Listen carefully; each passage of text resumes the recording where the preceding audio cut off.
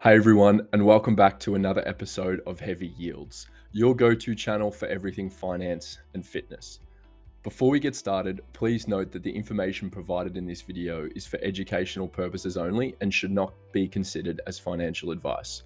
Always consult a financial professional before making any investment decisions. With that said, in today's episode, we'll be following on from last week's introduction to bonds video, and we'll be focusing on the risks associated with bonds. Now, although bonds are often considered a safer investment than something like stocks, it's crucial to be aware of the potential risks involved.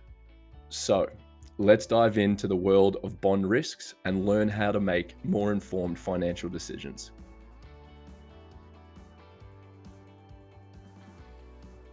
Bonds, like any investment, carry a certain degree of risk. The primary risks associated with investing in bonds are interest rate risk, credit risk, liquidity risk, and inflation risk. Understanding these risks will help you make smarter choices when it comes to investing in bonds, should you choose to do so. Now let's explore each of these risks in greater detail. Interest rate risk refers to the possibility that bond prices will fall as interest rates rise. This is because when interest rates increase, newly issued bonds offer higher yields or higher returns, making existing bonds with lower yields or lower returns less attractive. As a result, the market value of older bonds may decrease, potentially causing losses if you need to sell the bond before it matures.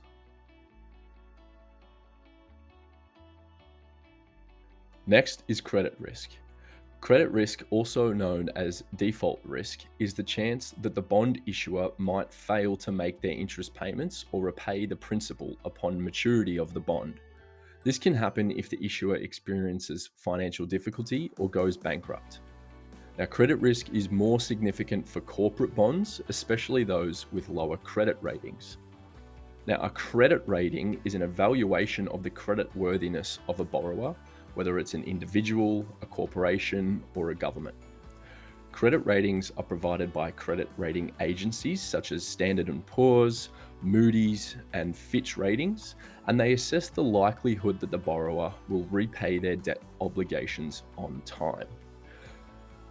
The rating is usually expressed as a letter grade, with higher grades, for example, AAA or AA, indicating a lower risk of default, and lower grades, B or C, indicating a higher risk of default.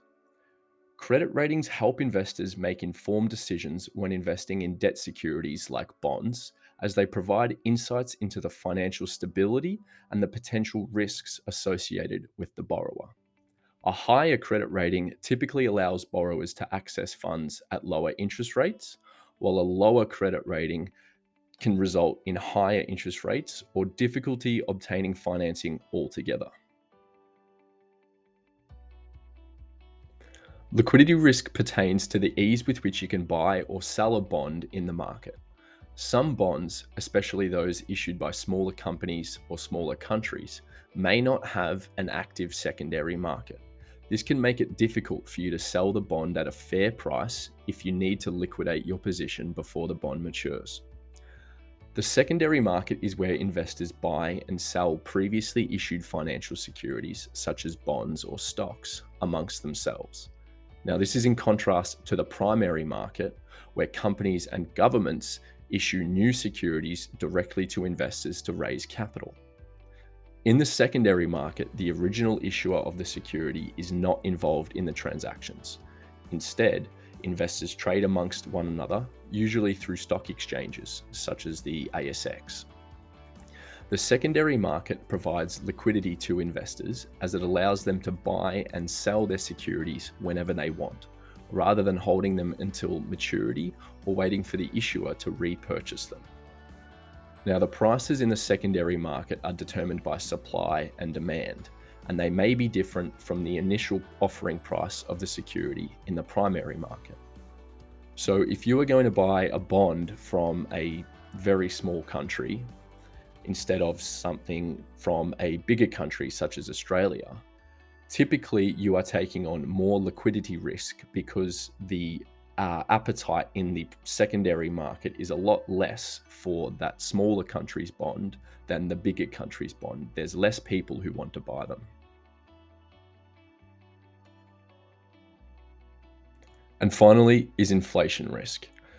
Inflation risk occurs when rising inflation erodes the real value of your bond's interest payments and principal. If the inflation rate exceeds the bond's yield, the purchasing power of your investment can decrease over time.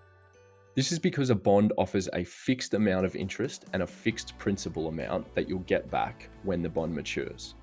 If inflation is high, the purchasing power of the return you are earning will be much less than what it was when you bought the bond. Now, inflation risk is particularly relevant for long-term bonds, as the longer the bond's maturity, the greater the risk that inflation will erode your returns by the time the bond matures. And there you have it, a comprehensive guide to understanding the risks of bonds. Now, while bonds are generally considered a safer investment option, being aware of the risks is essential for making informed investment decisions, but also understanding the financial world. And these risks will play a part as we continue to learn together along the journey. I hope you found this video helpful and insightful. And as always, if you have any questions or want to learn about more specific topics, please reach out to me on any of my social media channels. Thanks for tuning in to another episode of Heavy Yields, and be sure to subscribe and hit the notification bell so you don't miss my next video while I'll be doing an introduction to stocks. I hope you have a great day. Take care of yourself, legends. Thank you very much.